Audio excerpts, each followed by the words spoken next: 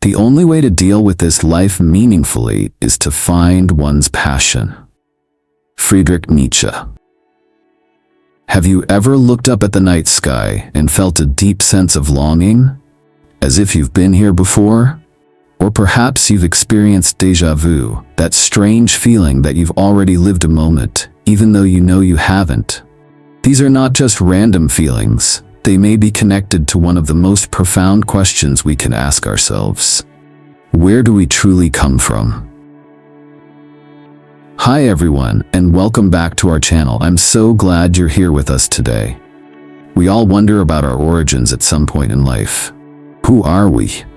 Where did we come from? And why does it matter to our everyday lives? In today's world, many people feel lost or disconnected, searching for meaning in their busy, often chaotic lives. But what if understanding where we truly come from could help us find peace? What if knowing about our past lives could unlock a new sense of purpose, reduce our fears, and help us live more consciously? This question of origins is not new. Across different cultures and religions, humans have asked this same question for centuries. In Buddhism, the answer lies in the understanding of past lives, karma, and the nature of consciousness. This ancient wisdom shows us how our actions, thoughts, and experiences today are connected to our past, and how this connection shapes our future. At Son.Mindfulness, we dive deep into topics like these, helping you explore, reflect, and apply mindfulness to create a meaningful life. If this resonates with you, I invite you to stay with us until the end of the video. We'll explore how the knowledge of past lives can help you lead a more mindful, peaceful, and connected life. So, why should you care about this? What does it really mean for you? By the end of this video, you will understand how the Buddhist teachings on past lives and karma are more relevant to your life than you may have realized, and how living with that knowledge can empower you to transform your present and future. Make sure to subscribe, like, and share with anyone who may benefit from these insights. Join the Son.Mindfulness community, and let's walk this path of self-discovery together. May you always be healthy, peaceful, happy, and lucky. Let's dive in and explore the fascinating connection between our past and present lives. Chapter 1. The age-old question about our origins. Have you ever looked up at the vast star-filled sky? The question arises, where did I come from before I was born? This question is not new. It has lingered in human hearts for thousands of years. Across cultures, we've sought answers to our existence. In Buddhism, this question doesn't lead us to a creator, but to an understanding of the cycle of life, death, and rebirth. The answer lies not in where we come from, but in how we can escape the cycle of suffering. One Buddha's perspective. Understanding the builder of the house. When Buddha sought enlightenment, he didn't search for a creator. He sought the builder of the house, not a god, but the ignorance and attachments that keep us trapped. After his enlightenment, Buddha described his journey. Through countless births, I wandered, seeking but not finding the builder of this house. This house refers to our individual existence, and the builder is our cravings and misunderstandings. Buddha's realization was clear. We create our own suffering through ignorance. This insight became the foundation of his teachings. Rather than asking where we come from, Buddha pointed us to the more urgent question: how do we stop suffering? 2. Exploring the question of origins across cultures. Different cultures offer different answers to the question of our origins. In Christianity, God creates the soul at conception. In Hinduism and Buddhism, reincarnation suggests that consciousness flows through many lives, shaped by the actions of past lives. We are born again and again, not out of nothing, but from the remnants of our past karma. This continuous cycle of life, death, and rebirth is central to Buddhism. Rather than a random existence, we are reborn according to the actions we've taken in previous lives. 3. Buddha's middle way. Rejecting extremes. Buddha's path was neither that of an eternal, unchanging soul nor a random, meaningless existence. He found a middle way. He rejected the belief in a permanent self, but also rejected the idea that we come from nothing. Instead, Buddha taught that our lives are shaped by the continuity of consciousness. Our actions from past lives influence our current existence. But we are not slaves to our past. Through awareness, wisdom, and compassion, we can change our karmic path. This is the essence of Buddha's teaching. We are not defined by where we came from, but by how we choose to live today. 4. The Noble Silence. Why Buddha didn't answer metaphysical questions. When asked about the ultimate origin of existence, Buddha often remained silent. This silence was not out of ignorance, but out of wisdom. Buddha knew that some questions, like the origin of the universe, are speculative and do not help us with suffering. He focused on what is practical, on what can directly free us from the cycle of birth and death.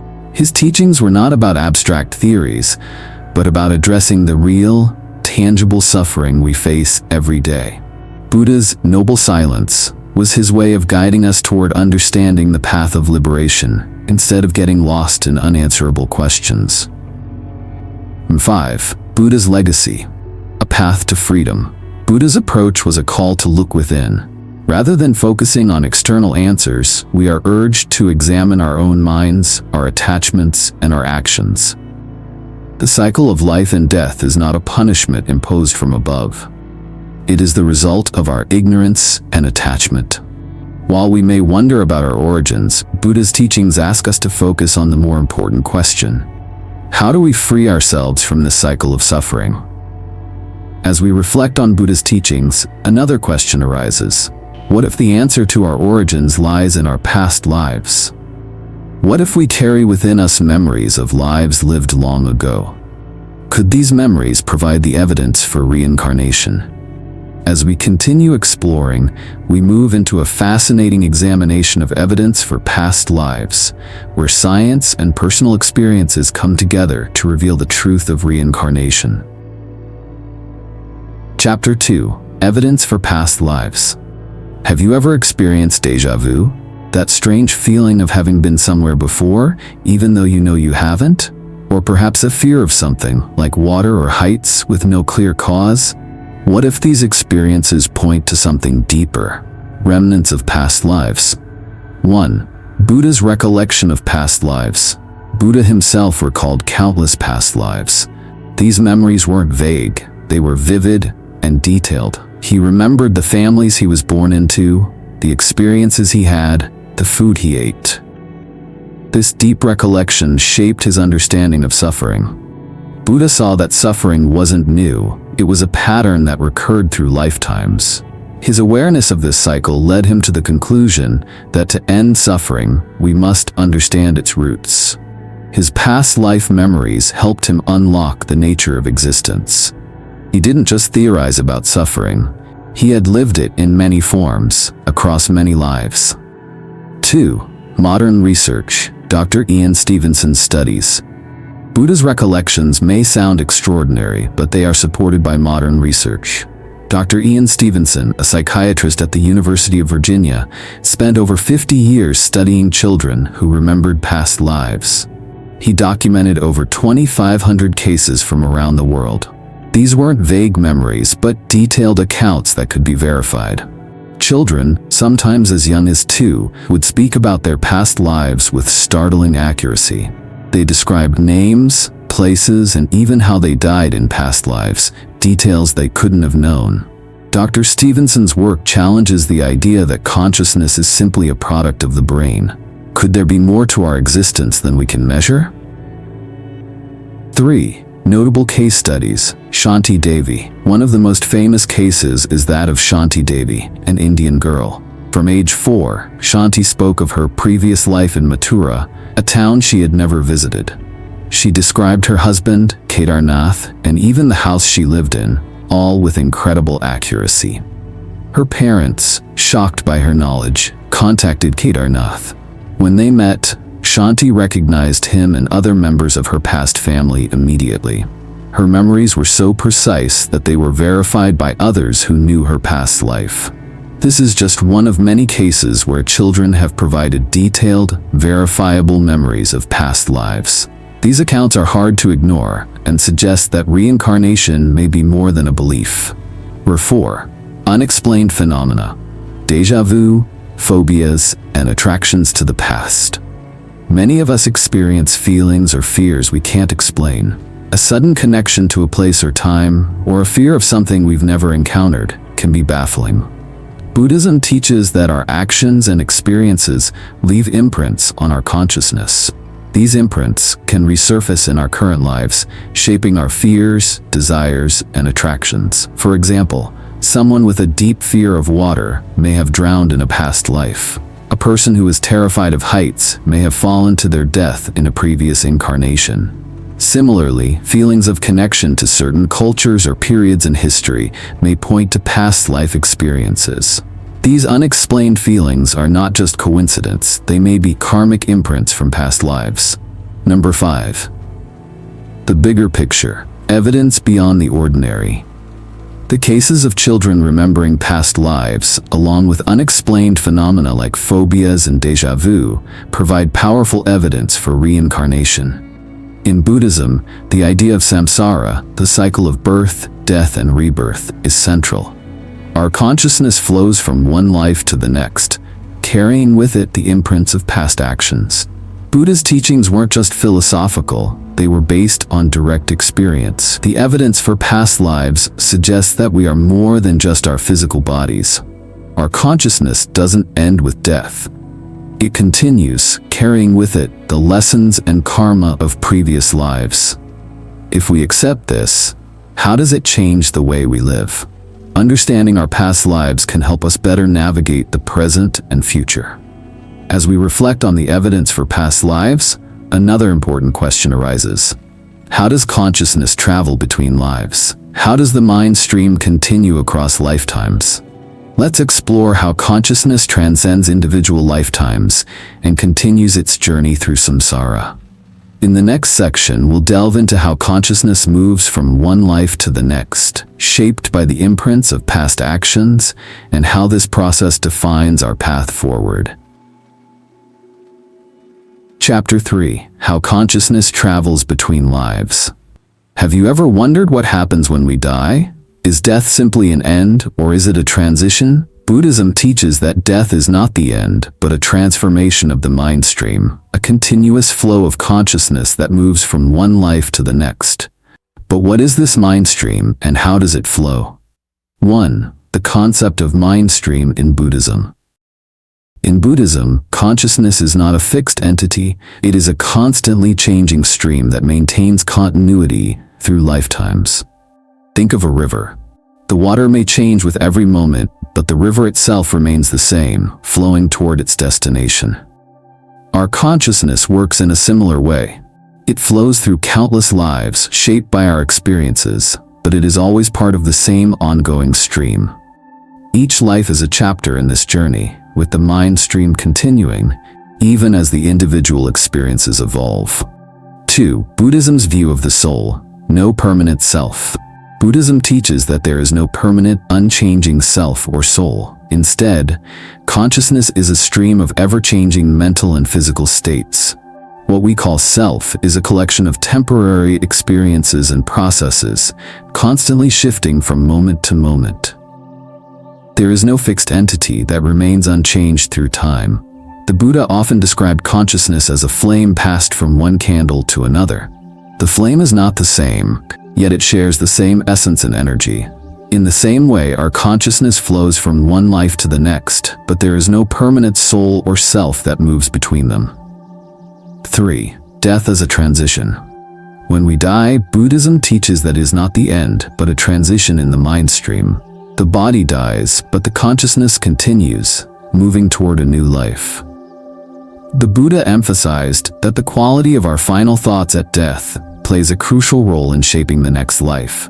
If we die with peace, compassion, or wisdom, our next life is likely to be more peaceful. But if we die with fear or attachment, our next life may be shaped by those negative states. Death, then, is not a finality but a transformation, a moment of change where our consciousness flows into the next existence. 4. Illustrative analogies. The river and the flame. To understand how consciousness flows through lifetimes, Buddha used powerful analogies. One analogy is the river. A river is constantly changing, yet it is always the same river. The water may be different each moment, but the river itself remains continuous. Similarly, our consciousness flows from one life to the next, changing with each experience but always part of the same stream. Each life is like a new chapter in this ongoing journey. Another analogy Buddha used is that of a flame. Imagine lighting a new candle from an existing flame. The second flame is not the same as the first, but it shares the same energy. In the same way, our consciousness passes from one life to the next, but it is never exactly the same. There is continuity, but no permanent self. 5. The role of karma in shaping rebirth. The continuity of the mind stream is influenced by karma, the actions, thoughts, and intentions we cultivate in each life. Karma is the law of cause and effect. Every action, word, or thought we have creates an imprint in our consciousness, which shapes our future lives. This means that our karma doesn't end with death. It continues to shape the circumstances of our next life. However, we are not bound by our past karma. We have the ability to change the course of our future by cultivating positive actions and thoughts in the present. The actions we take today, motivated by compassion and wisdom, can shape our future, leading us toward a more favorable rebirth. Number 6. How karma determines your rebirth. If our mind stream continues, how does karma influence how we are reborn? How do our actions in this life affect the next? In the next chapter, we will explore how karma shapes our rebirth and how we can influence our future by the choices we make today. Let's look at how the actions we take in this life create the conditions for our next one.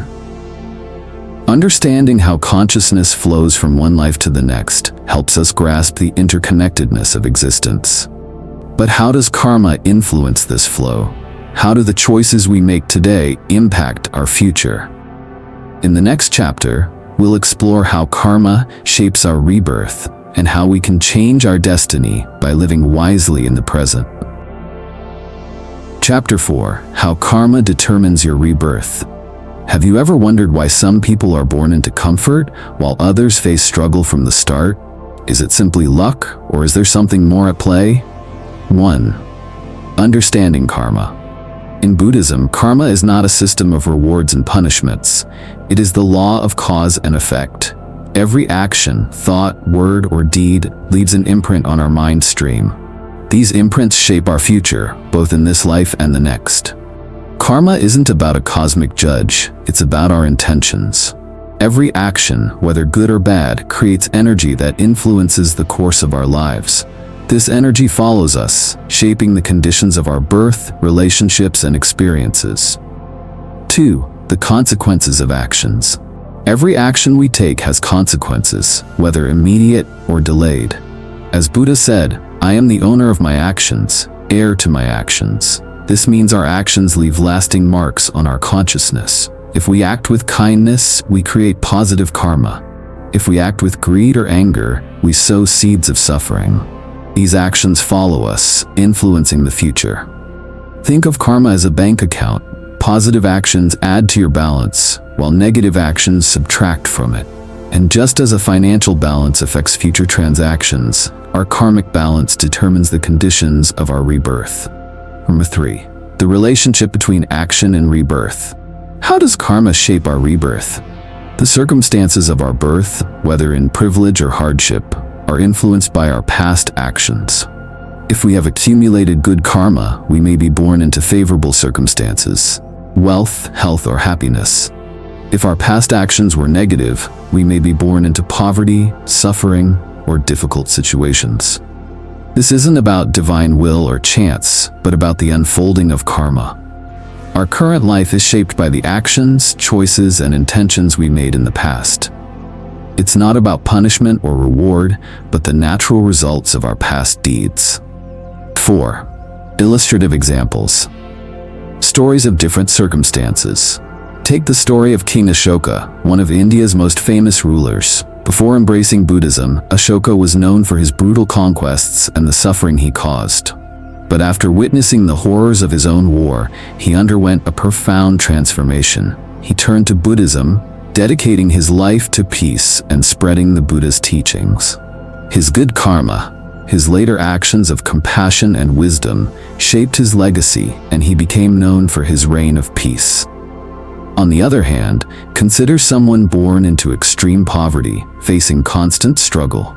Buddhism teaches that the circumstances of their birth could be the result of past actions. Perhaps in a previous life, they acted out of selfishness or cruelty, which created the karmic conditions for their difficult circumstances. But this doesn't mean they are bound to struggle forever. Through positive actions and wisdom in this life, they can create new karma, shaping a better future. The Buddha taught that while we inherit the karma of our past lives, we always have the power to change our destiny. 5. Karma. Not just about luck or fate. What does this mean for us? It means our present circumstances are not random. They are the direct result of our past actions. But this doesn't mean we are helpless. Just as we can create negative karma, we can also create positive karma. The choices we make today, how we act, how we treat others, determine our future. Karma isn't about being punished for mistakes. It's about the opportunity to learn, grow, and transform.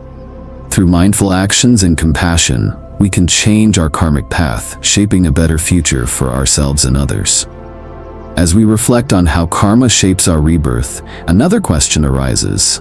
If our actions determine our future, what about our true identity? Is there a permanent self carrying all this karma with us? Or are we simply a collection of actions, constantly changing with no fixed identity from one life to the next? In the next chapter, we will explore the Buddhist concept of no self and how it helps us understand our relationship to karma and rebirth. What does it mean to have no permanent self, and how does this understanding lead to liberation? Karma teaches us that our actions today shape our future.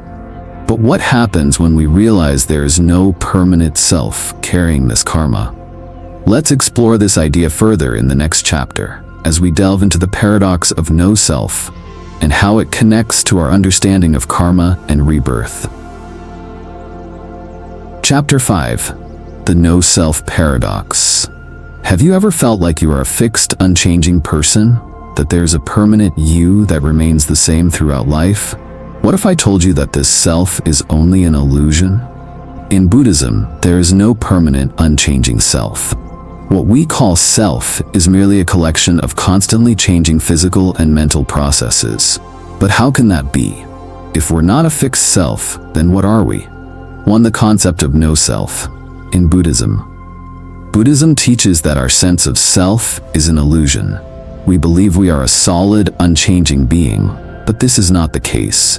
The Buddha's teaching of anatta, or no self, states that there is no permanent soul, no unchanging essence that exists independent of everything else. Instead, the self is a process, a collection of constantly changing elements: our body, our thoughts, our emotions. These elements are interconnected and impermanent. They come together temporarily, giving us the illusion of a fixed identity. But like a handful of sand, our self is a collection of constantly shifting parts, not a solid, unchanging entity. 2. Illustrative analogies. Sand and the chariot. To understand the no-self concept, let's look at 2 powerful analogies. The first is the handful of sand. Imagine you hold a handful of sand in your palm. The grains of sand are all distinct from one another, but when you hold them together, they seem like one thing. However, as soon as you open your hand, the sand spreads out and the individual grains are revealed. In the same way, what we call self is made up of many changing elements. These elements come together and create the illusion of a me. But they are not a permanent, unchanging entity.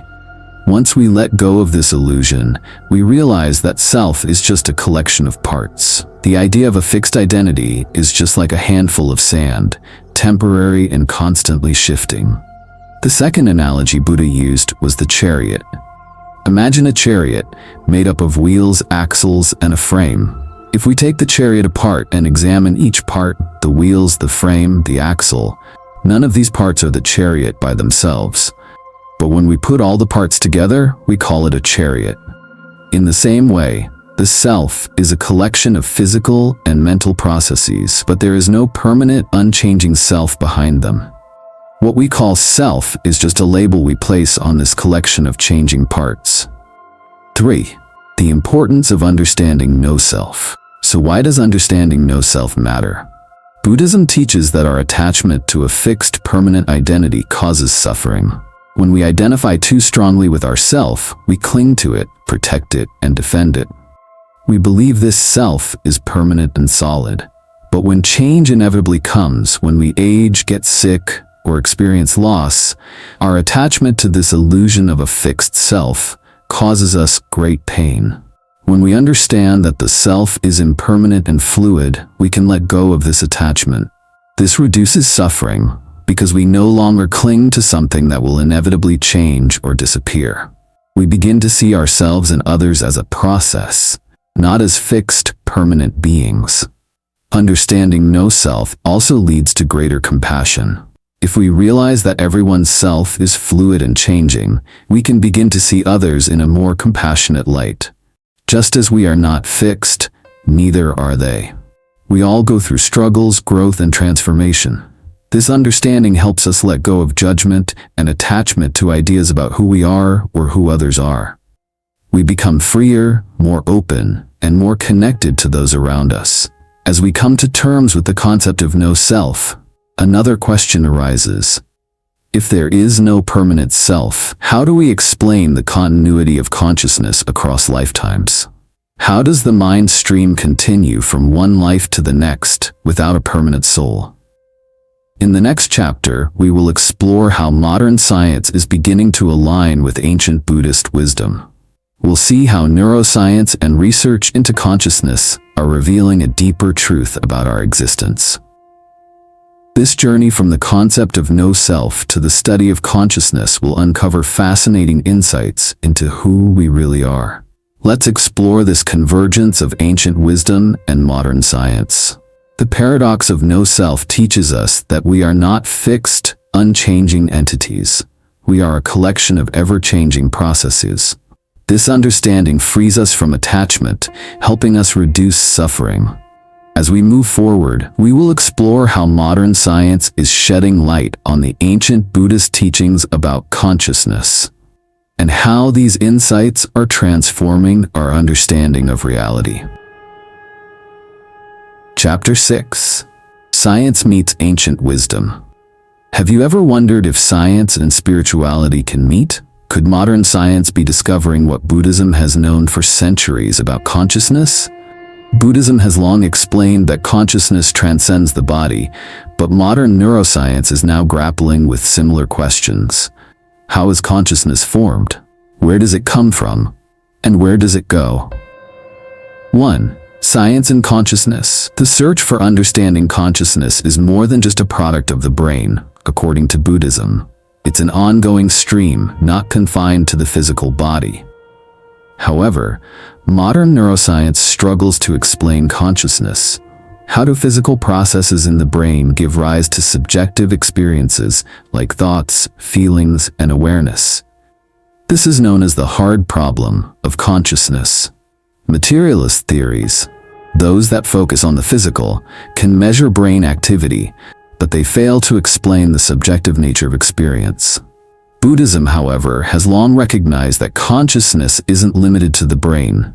It is a continuous, interconnected flow that transcends the body. 2. The hard problem of consciousness. The hard problem of consciousness asks how the brain creates the experience of being aware. We all see the color red, but how does the brain turn light waves into the sensation of red? Science can measure the brain activity involved, but it can't explain why or how this activity leads to the actual experience. Buddhism has long taught that consciousness exists beyond the brain. It's a flow that continues from one life to the next, and this aligns with the subjective nature of experience that science struggles to explain. 3. Research supporting Buddhism. Interestingly, modern research seems to support Buddhist teachings about consciousness. Take terminal lucidity, for example. This is a phenomenon where patients who are near death suddenly become lucid, showing a moment of clarity even after experiencing cognitive decline. How is this possible if the brain is failing? Then there's the case of heart transplant memories, like that of Claire Sylvia. After receiving a heart and lung transplant, she developed cravings for foods she never liked, such as beer and green peppers, which her donor had enjoyed.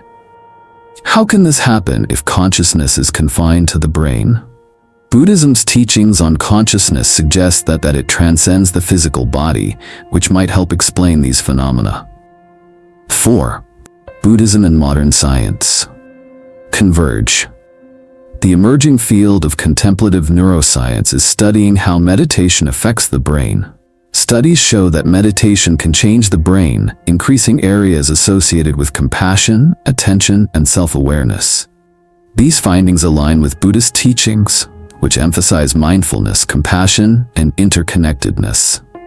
Buddhism teaches that consciousness is not just an isolated experience, but part of a larger, interconnected reality. And modern science is beginning to observe this same interconnectedness in its studies of the brain and meditation. As science and Buddhism converge, another question arises. How does the knowledge of our past lives shape our current life? If consciousness flows through many lifetimes, how can understanding that help us live more wisely today? Let's explore this in the next chapter, where we'll look at how the awareness of past lives can guide us in this life. Modern science is beginning to support the Buddhist understanding of consciousness. But what if the knowledge of past lives could further enhance our understanding of life today? In the next chapter, we'll explore how the knowledge of past lives can transform how we live and interact with the world. Chapter 7. Living with the knowledge of past lives. What if you knew that life is just one chapter in a larger story? How would that change how you live today? If we understood that our existence spans many lifetimes, how would it shift our perspective on challenges and joys? Buddhism teaches that life is a continuous journey, and our present life is shaped by the actions of past lives. 1. Applying the knowledge of past lives. Knowing that life is part of an ongoing cycle, how would we view our struggles? Rather than seeing them as random misfortunes, we would recognize them as opportunities for growth. Challenges would become lessons, not punishments. Understanding that our difficulties are linked to past actions, we would approach life with a greater sense of compassion. This perspective encourages us to see ourselves and others as works in progress, shaped by the actions we have taken and the lessons we are here to learn. 2. Freedom from the fear of death. One of the most profound ways the knowledge of past lives can change us is by freeing us from the fear of death. If we understand death as a transition, not an end, we can approach it with peace rather than fear. In Buddhist teachings, death is not a final end, but a natural continuation. When we realize that consciousness flows from one life to the next, we begin to live more fully, knowing that death is simply another step in our journey. 3. Living mindfully and with compassion. If life is shaped by our past karma, we start to see challenges not as random events, but as opportunities for personal growth. When we face difficulties, we can ask, "What is this teaching me?"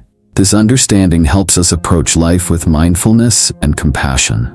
We stop viewing others' struggles as misfortunes, and instead, we see them as part of their karmic journey. In this way, knowing about past lives cultivates empathy, as we recognize that everyone is growing and evolving in their own way. 4. The power of small actions. Understanding past lives reveals how every action, no matter how small, shapes our future. Buddhism teaches that every thought, word, and deed creates karmic imprints. Even the smallest act of kindness has profound effects. What we do today influences not just this life, but our next one as well. This realization encourages us to live more mindfully, knowing that each action contributes to our future happiness or suffering. 5. Meditation and self-awareness. Meditation is a key tool for understanding the patterns we carry from past lives. Through meditation, we can become more aware of our thoughts and behaviors. We may begin to notice habits or fears that stem from past experiences, and through mindfulness, we can transform them. Buddhism teaches that by cultivating awareness, we can break free from negative patterns and create positive karma. Living with the knowledge of past lives brings clarity and peace. It helps us approach challenges with compassion and view death as a transition. But how can we live in a way that ensures positive karma for the future? In the next chapter, we will explore how mindful living, based on the understanding of past lives, can help us shape a future full of peace and wisdom. Conclusion. Throughout this journey, we have explored some of the most profound teachings of Buddhism. The concepts of past lives, karma, and consciousness. We have seen how these teachings offer a roadmap for living more mindfully and compassionately. By understanding that life is not just one isolated chapter, but part of an ongoing journey, we begin to see ourselves and others with greater compassion. The knowledge of past lives helps us view challenges as opportunities for growth and frees us from the fear of death, allowing us to live more fully in the present. Through the lens of karma, we understand that our actions today shape our future. Each small act, whether of kindness, generosity, or compassion, creates imprints on our mind stream. These actions, like seeds planted in the soil of our consciousness, will grow and shape not only this life, but future ones as well. This understanding of karma empowers us to live more consciously, to act with awareness of how our actions ripple through time, affecting not just our present, but also our future rebirths. As we conclude, I want to express my deep gratitude to you, the reader, for joining me on this exploration. I appreciate your time and attention as we journey through these teachings together. By embracing mindfulness and living with a sense of interconnectedness, we begin to break free from the cycle of suffering and create a more peaceful, compassionate world. I encourage you to put these teachings into practice in your daily life. Be mindful of your actions and aware of the impact they have on those around you. Let kindness, generosity, and wisdom guide your path, knowing that every choice you make shapes your future. If you have found value in these lessons, I invite you to continue following the Son.Mindfulness channel for more insightful content. Please like, share, and comment with your thoughts below. Let's continue this conversation together and support each other on this path of growth. May you be healthy, peaceful, happy, and always fortunate. Thank you for being here, and may your journey towards mindfulness bring you lasting peace and joy. Thank you.